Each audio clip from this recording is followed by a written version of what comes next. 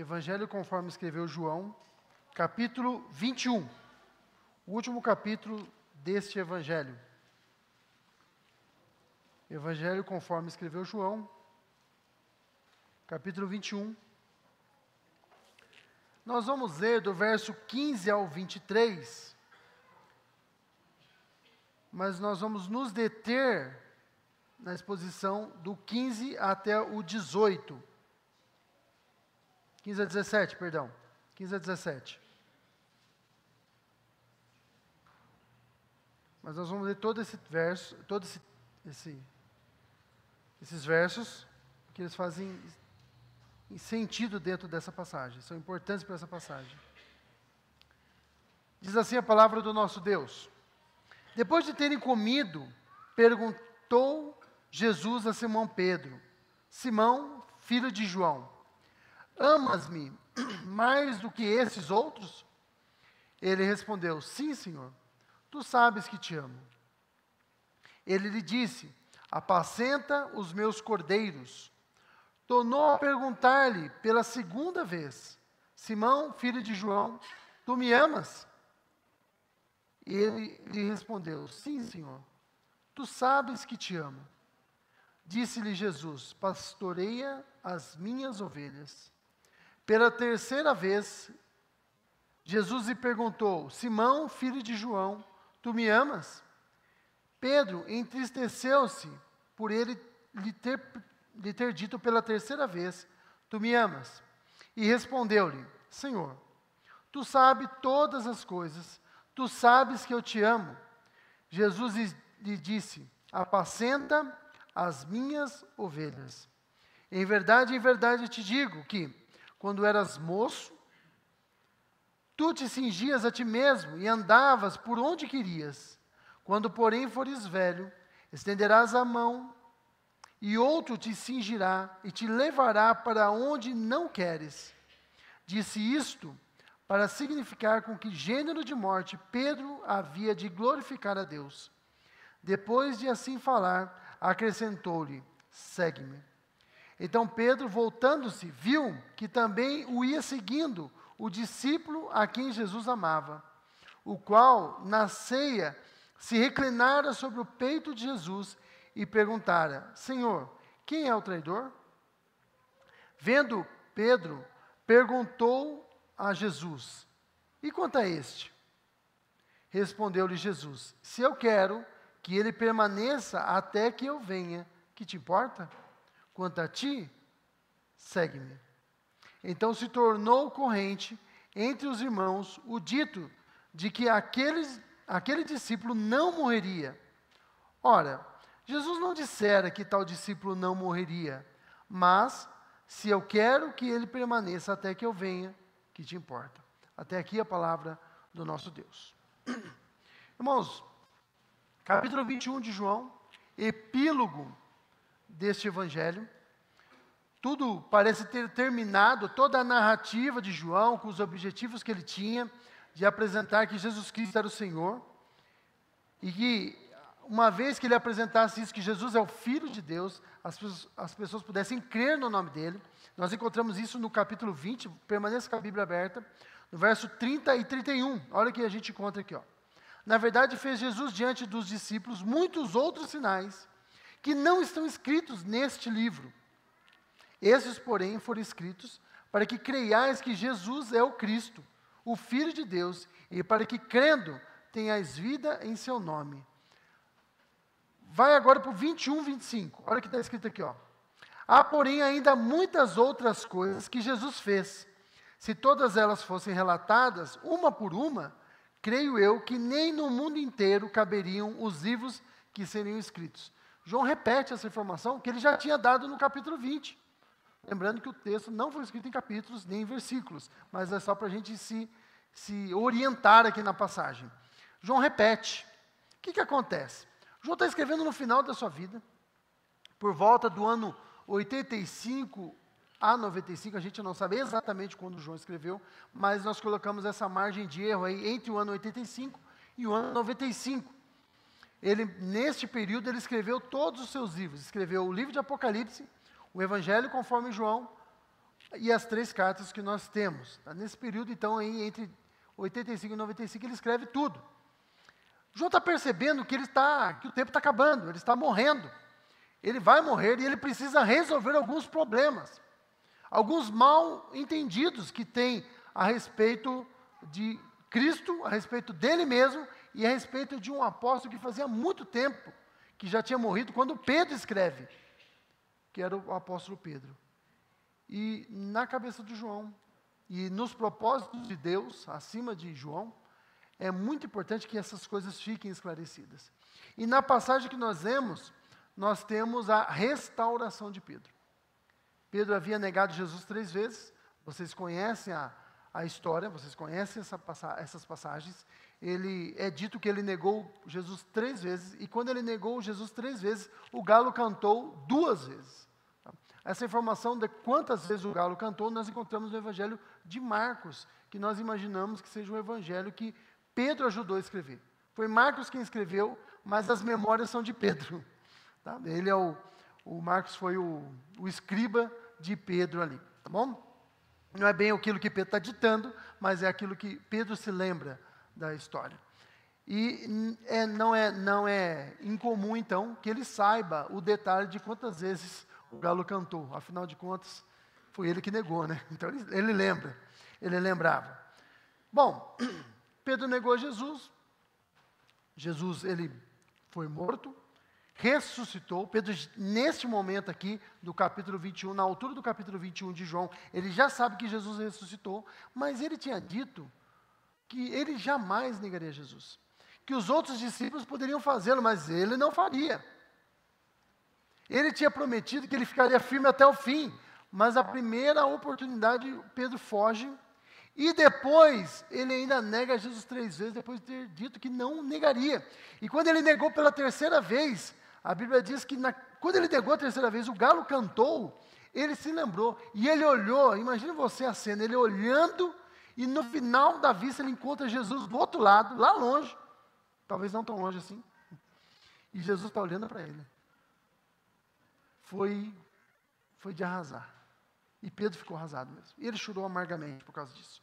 Bom, mas Jesus ressuscitou, ele já havia aparecido aos discípulos, o Tomé que tinha dúvidas já tinha sido esclarecido essas dúvidas, já tinha tocado na mão furada de Jesus, no lado furado de Jesus, rasgado pela lança, já tinha confessado que Jesus Cristo era Deus, mas para Pedro, pelo menos na cabeça dele, está tudo acabado.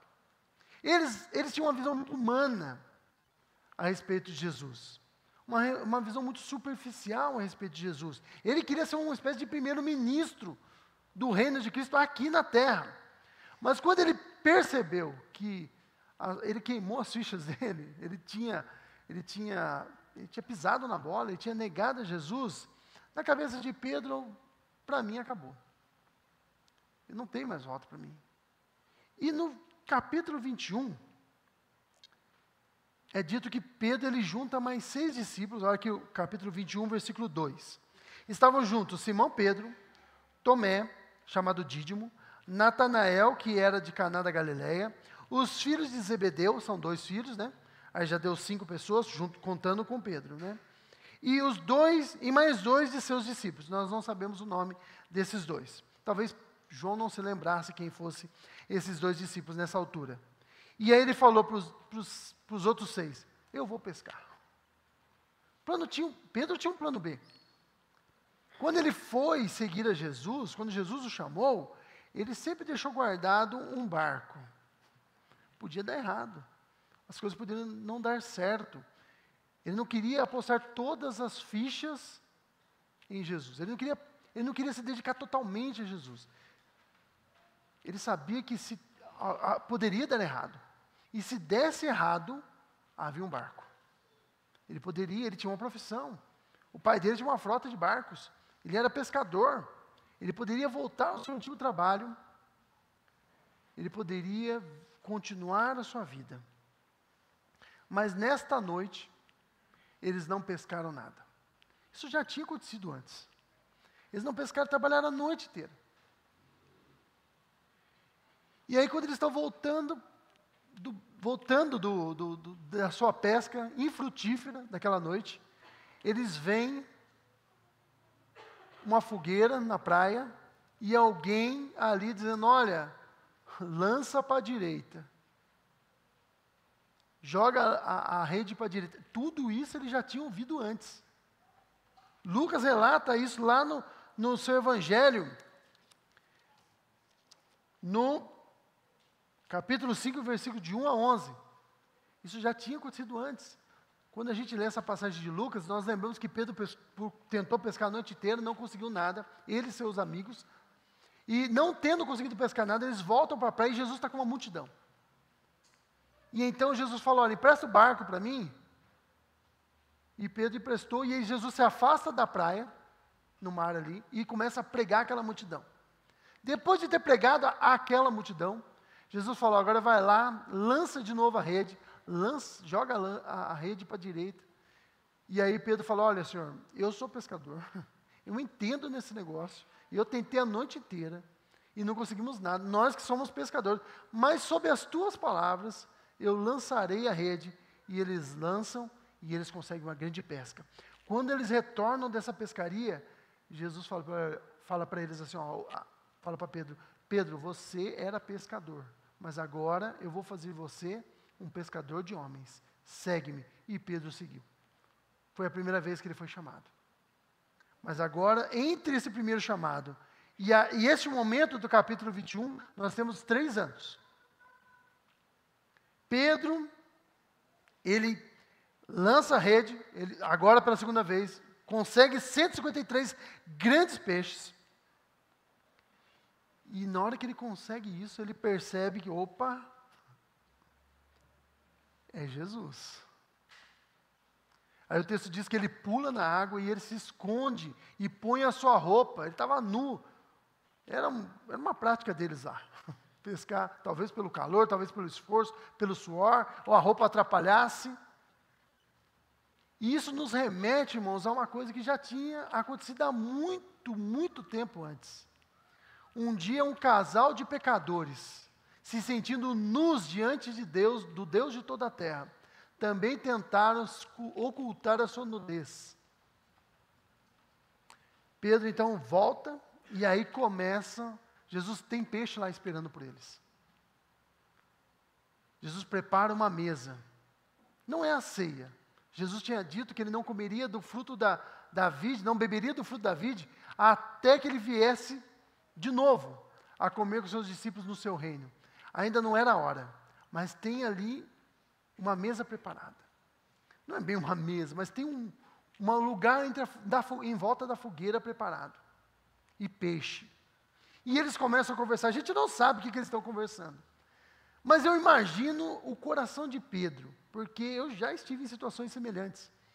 Às vezes de eu fazer alguma arte, e minha mãe fala, olha, depois a gente conversa. Esse negócio é a coisa mais desesperadora para quem já passou por isso. E aí, enquanto eu estou no meio da multidão ali de outras pessoas, familiares e alguns amigos e tal, eu tenho a impressão que eu estou seguro. O problema é quando eu ficar sozinho com a minha mãe. Talvez fosse esse, eu acredito que é esse o pensamento de Pedro. Enquanto ele está com os outros 6, na cabeça de Pedro, Jesus não vai falar nada. Jesus está conversando de outras coisas. Mas aí, um dado momento, Jesus, o texto diz aqui, depois de terem comido, Jesus pergunta para Simão, Simão, imagine qual foi o desespero de Pedro, quando Jesus fala com ele, Simão, aí fala, e agora? Até agora eu não tive que lidar com o meu pecado, até agora eu não fui confrontado com a minha falta, com o meu pecado, com o fato de eu ter negado a Jesus, mas agora não tem escapatória. E ele vai fazer na frente de todo mundo. E então Jesus fala, Simão, filho de João. Note, o nome Simão é o nome original de Pedro. Foi Jesus que começou a chamá-lo de Pedro, depois do seu chamado. Depois que Jesus chamou Simão para segui-lo, ele passa a chamá-lo de Pedro. E sempre Jesus está chamando ele de Pedro. Mas aqui, Jesus por 3 vezes o chama de Simão. O que Jesus está querendo dizer com isso? Ele está dizendo, Pedro, você está se comportando como o antigo Simão. Você me ama? E essa expressão aqui, irmãos, ela é muito forte. A gente não consegue perceber na língua portuguesa. Você me ama mais do que esses? Mas quando você vai para o idioma em que a Bíblia foi escrita, ela foi escrita em grego, o Novo Testamento, escrito em grego. Veja, Jesus falava em aramaico. Mas quando os discípulos escrevem aquilo que Jesus disse em grego, eles estão usando as palavras que expressam melhor aquilo que Jesus quis dizer. Porque a Bíblia foi escrita em grego. O Novo Testamento foi escrito em grego, melhor dizendo. Tá? Então eles vão usar as palavras gregas que querem expressar da melhor forma aquilo que Cristo disse em hebraico, ou aramaico, melhor dizendo. E aí Jesus pergunta para Pedro, você me ama? A palavra aqui utilizada para amor, irmãos, você sabe que o grego ele tem algumas palavras para amor. Ele não tem, como a gente, tudo é amor. Se você ama seu irmão, você ama. Se você ama sua esposa, você ama. Se você usa essa expressão sempre, a palavra sempre, esse verbo, amar. Né? Eu amo você, mas o grego ele tem ele tem quatro verbos para expressar amor.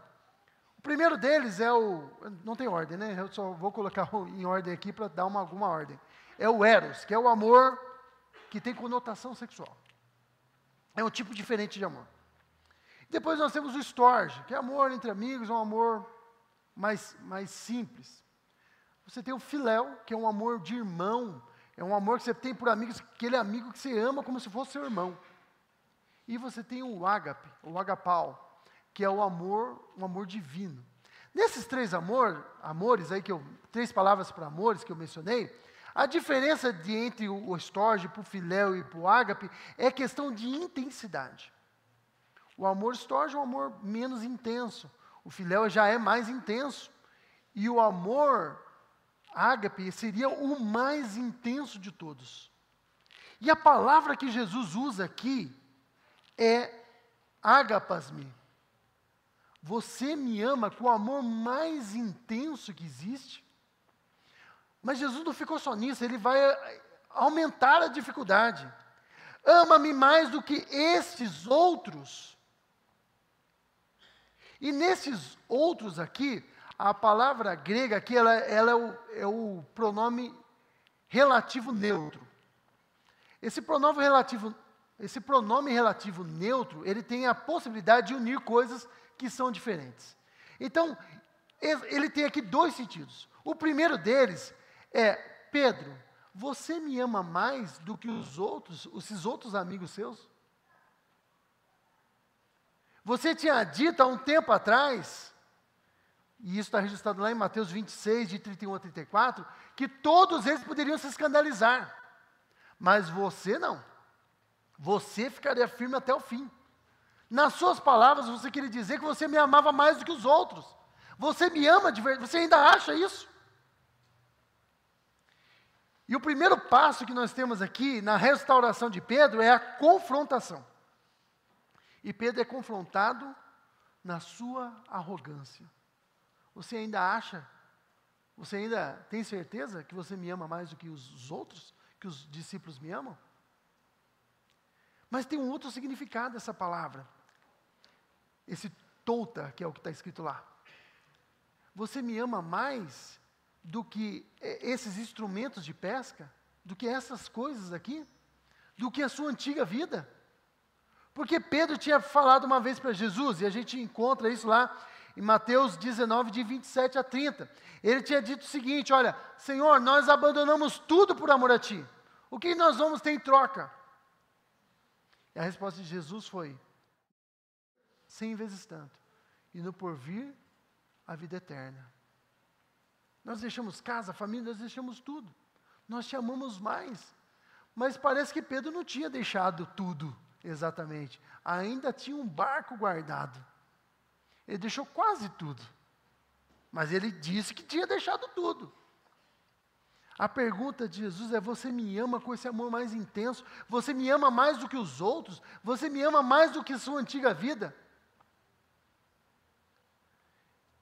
A resposta de Pedro, irmãos, ela é muito importante. Porque Pedro ele não tem coragem. O arrogante Pedro, às vezes movido por ímpeto, ele agora não tem coragem de dizer, porque ele sabe quem, ele reconheceu quem ele é. Ele não tem coragem de dizer para Jesus que ele ama Jesus com esse amor mais intenso.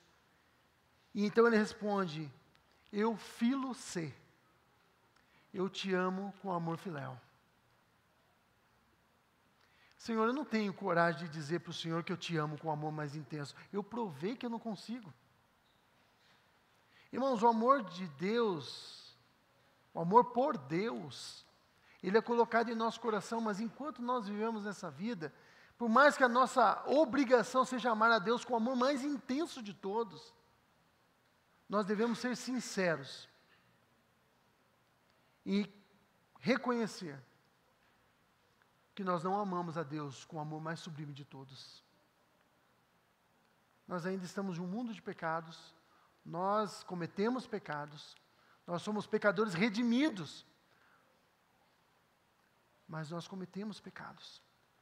Nós ainda não chegamos a esse nível de amor, mas nós devemos amar a Cristo com o máximo que a gente consegue. E a resposta de Pedro foi, Senhor, eu não tenho coragem de dizer que eu amo mais do que os outros, mas eu te amo. Eu amo mais do que minha antiga vida. Nós passamos por coisas assim.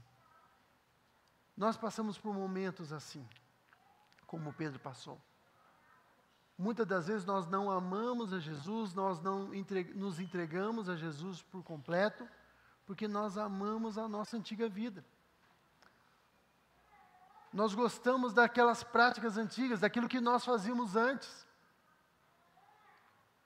E na primeira oportunidade, quando as coisas não acontecem bem do jeito que a gente quer, aí a gente volta àqueles antigos pecados.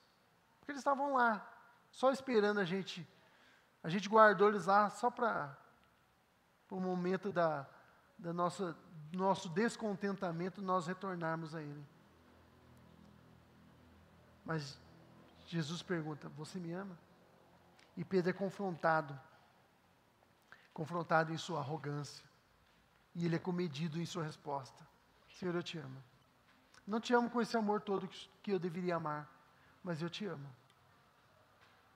Bom, Pedro foi confrontado em sua arrogância, e agora Jesus vai fazê-lo reafirmar o seu compromisso. E aí ele pergunta a segunda vez. Já perguntou a primeira, pergunta a segunda. Simão de João, tu me amas? De novo, o verbo agapas-me. E a resposta de Pedro novamente é, eu filo-se. Eu amo a ti, mas com amor, é um amor intenso, mas nem tanto. Simão, filho de João, tu me amas? E ele respondeu, sim, Senhor. Tu sabes que eu te amo. Disse-lhe Jesus, pastoreia as minhas ovelhas. E pela terceira vez, quantas vezes Pedro negou? 3. Quantas vezes ele vai ter que reafirmar o seu compromisso? Confessar o seu amor por Cristo? 3 vezes. E Jesus pergunta para ele, pela terceira vez, Jesus lhe pergunta, Simão de João, filho de João, tu me amas?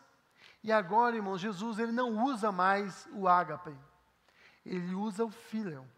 Você files-me? E aí, Pedro fica triste. Porque nós sabemos, mas Pedro não sabe. Pedro não sabe o que vai acontecer no minuto seguinte. Nós estamos privilegiados pelo tempo. Nós conhecemos o final da história. Mas Pedro não sabe, ele está vendo só aquele momento. E Jesus parece duvidar dele, de que até mesmo esse amor mais fraco, intenso sim, mas não tão intenso quanto o ágape, ele era capaz de amá-lo. E aí Pedro se entristece pela terceira pergunta, porque parece que Jesus duvida desse amor. E também porque Pedro se lembra que ele pecou 3 vezes, e é por isso que Jesus o chama 3 vezes a confessar. E então ele diz, Senhor, e respondeu-lhe, Senhor, Tu sabes todas as coisas. Tu sabes que eu te amo. Senhor, o Senhor sabe. Eu realmente não consigo te amar com o amor mais forte de todos, o mais intenso de todos. Mas, Senhor, com esse amor menos intenso, um pouquinho menos intenso, o Senhor sabe que com esse amor eu consigo te amar. Exigir que alguém ame com o amor mais sublime de todos, irmãos, é algo que só Deus tem o direito de fazer. Afinal de contas, o mandamento é: amarás o Senhor teu Deus sobre todas as coisas. E aí o fariseu diz: com todo o teu intelecto, de todo o teu coração. Nós devemos amar a Deus sobre todas as coisas. E é por isso, por ser Deus, que Jesus exige isso de Pedro: me ame acima de todas as coisas. Pedro, ele é sincero e comedido ao dizer: Senhor, eu ainda não consigo. Pedro foi confrontado em sua arrogância. Às vezes nós somos assim. Somos arrogantes também. Achamos que nós somos mais do que realmente somos. Imaginamos que podemos fazer coisas que não podemos. Dizemos que amamos a Deus sobre todas as coisas, mas tropeçamos em nossos pecados e revelamos com isso que no final das contas o que a gente ama somos nós mesmos. E da mesma forma como Pedro foi confrontado, Jesus nos confronta. Veja o seu pecado. Veja como você se ama. Se arrepende. Me ame. Mas Jesus não ficou só em palavras. Ele não confrontou apenas Pedro em sua arrogância. Ele não fez Pedro reafirmar o seu compromisso somente. Ele deixou bem claro para Pedro que o amor, ele é demonstrado em atitudes. Pedro dizia, ou deixava subentendido, que ele amava mais Jesus do que os outros. Mas na hora de demonstrar, ficou claro que ele não amava. Jesus, ele faz com que Pedro, ou pelo menos ele ordena que Pedro confirme ou cele o seu compromisso com atitudes. Como que Pedro firmaria ou selaria o seu compromisso com Cristo, de amá-lo? Apacenta os meus, olha aqui o versículo 15. Apacenta os meus cordeiros. Versículo 16, pastorei as minhas ovelhas. No versículo 17, apacenta as minhas ovelhas. Irmão, Jesus estava indo para o Pai. Ele iria embora. Os discípulos ficariam. Ele disse que não deixaria os discípulos órfãos, enviaria um Consolador.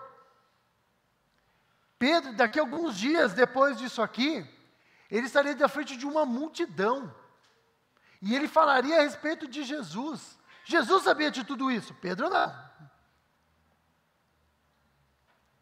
Pedro havia negado Jesus publicamente. Jesus o confronta publicamente. As pessoas precisavam ouvir, precisavam ter testemunhas, as pessoas precisavam saber que Pedro havia sido restaurado pelo próprio Cristo. Imagine você se Pedro, junto com os demais apóstolos, com os 11 nessa altura, né? Porque o Judas já tinha ido se matar, já tinha morrido. Os 11, em algum momento alguém questionasse a autoridade de Pedro. Mas você está falando para mim servir a Jesus? Você está falando para mim, quando Pedro escreve as suas cartas, né? Para eu suportar as tribulações? Você que no momento da tribulação, porque se você pegar a primeira carta de Pedro, ele fala só disso, de suportar a tribulação.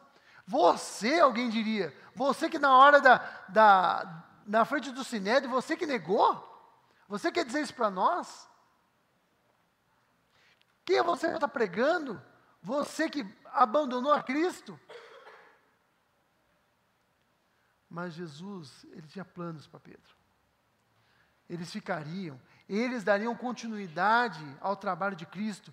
Ele precisava ser restaurado, não precisava restar dúvidas, nem no coração de Pedro, e nem das outras pessoas, de que ele estava restaurado, ele estava pronto para cumprir o seu ministério. Ele ficaria cuidando das ovelhas de Cristo. Irmãos, nós pecamos. Quando nós pecamos em oculto, Deus nos trata em oculto. Quando o nosso pecado aflora e pessoas são de alguma forma ofendidas pelo nosso pecado, se escandalizam com o nosso pecado, o nosso tratamento precisa ser público. Mas é preciso ter certeza que nós somos restaurados porque nós temos um trabalho diferente daquele que Pedro teve. Mas Deus nos chamou para alguma coisa. Deus nos chamou para realizar a sua obra. Nós fomos chamados para pregar o Evangelho. Cada um diante daquilo que Cristo propôs para nós e de acordo com a sua necessidade e dificuldade. Todos nós fomos chamados para talvez cantar, talvez tocar, talvez pregar como eu estou fazendo aqui. Mas todos nós fomos chamados para fazer o serviço de Cristo. Todos nós um dia estávamos perdidos. Nós estávamos desgarrados, como ovelhas sem aprisco. Mas Jesus, Ele veio até nós, nos atraiu, como Ele foi atrás de Pedro, Ele veio atrás de cada um de nós. Ele nos restaurou, Ele nos purificou do nosso pecado, Ele nos salvou. Enquanto estamos nessa vida, a gente cai, mas Ele nos levanta. Não existe pecado que você possa cometer, se você é um eleito de Deus, não há pecado que você possa cometer que Deus não possa perdoar. Ah, mas e a blasfêmia contra o Espírito Santo? Mas o eleito de Deus não blasfemará contra o Espírito Santo jamais. Porque Deus não permite que ele caia finalmente. Nós somos chamados para fazer o serviço de Cristo. Nós dizemos que amamos a Ele. Nós devemos então comprovar e demonstrar esse amor com as nossas atitudes. Pedro fez isso. De vez em quando ainda tropeçando, de vez em quando ainda tomando partido errado, de vez em quando precisando ser confrontado pelo apóstolo Paulo, mas ele cumpriu finalmente o seu trabalho. Ele cumpriu o seu ministério. Da mesma forma que todos nós temos que cumprir aquilo que Cristo propôs para nós. Ele chegar até o final da sua jornada. Tem pessoas que precisam da nossa ajuda, irmãos que precisam do nosso conselho, irmãos que precisam que você ore por ele, irmãos que precisam que você esteja ao lado dele no momento de tribulação. E Jesus, Ele manda que você demonstre, comprove o seu amor por Ele, com essas atitudes. Nós devemos amar a Deus mais do que os nossos amigos, porque é possível que você ame mais os seus amigos do que a Deus. Você acha que não? Quantas vezes alguém já passou por isso, de ter que reafirmar o seu compromisso com Cristo na frente de amigos e titubeou. Tem um amigo meu que ele falou que quando ele era mais jovem, ele tocava na igreja e uma vez os amigos dele perguntaram assim: você toca lá na igreja? E ele, com vergonha de dizer que tocava, ele disse: olha, eu toco, mas eles me pagam. E era mentira.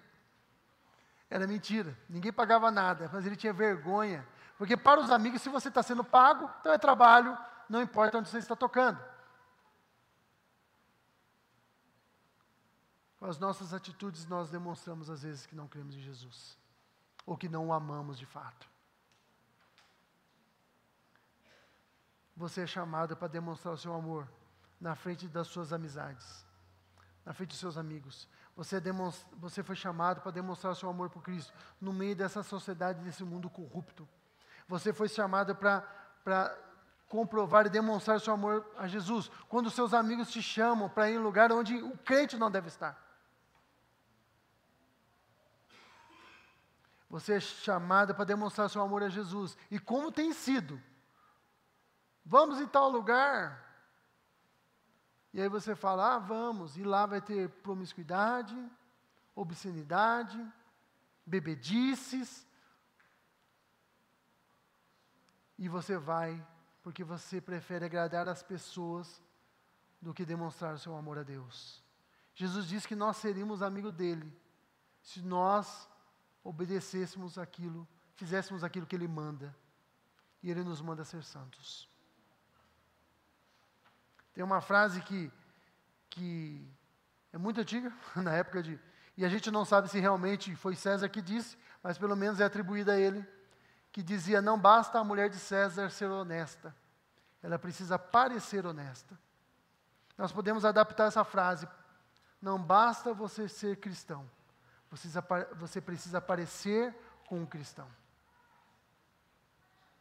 Quando Pedro foi confrontado lá na frente do Sinédrio, e perguntaram: você parece com ele, você é um deles. Não sou. E daqui a pouco: mas você parece com ele, rapaz.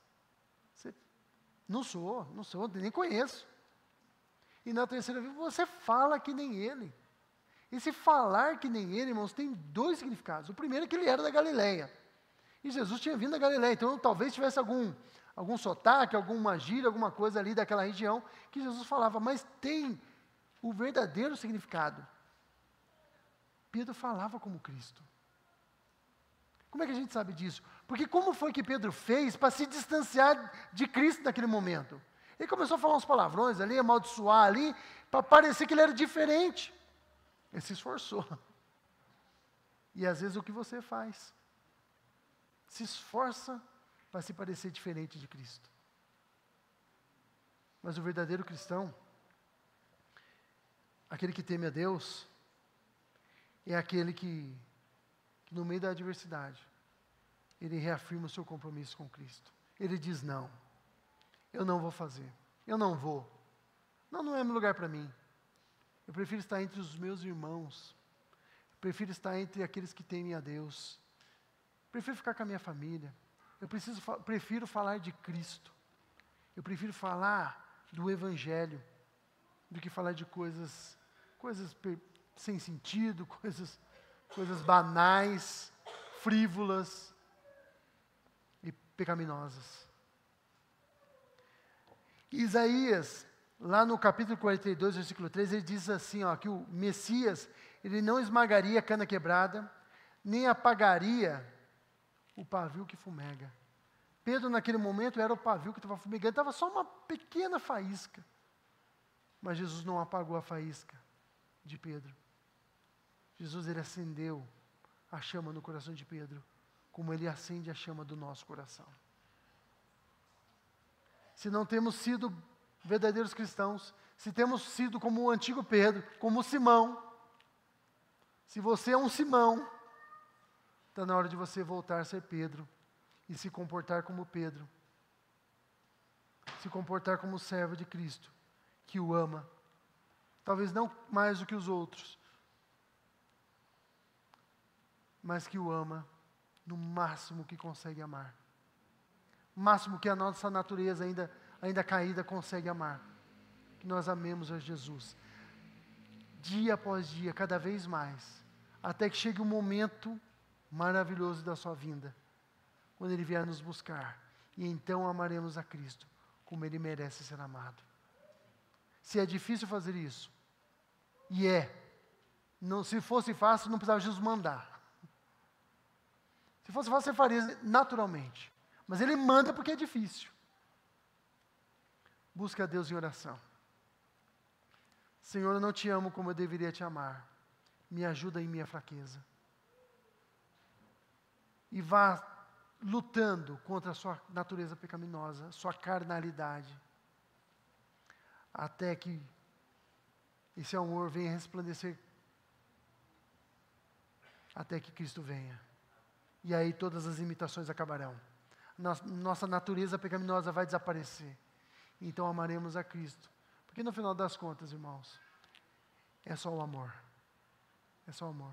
Havendo línguas, desaparecerão, disse Paulo. Havendo profecias, desaparecerão. A pregação um dia vai acabar. No céu não tem pregação. Mas o amor permanece para sempre. Feche seus olhos.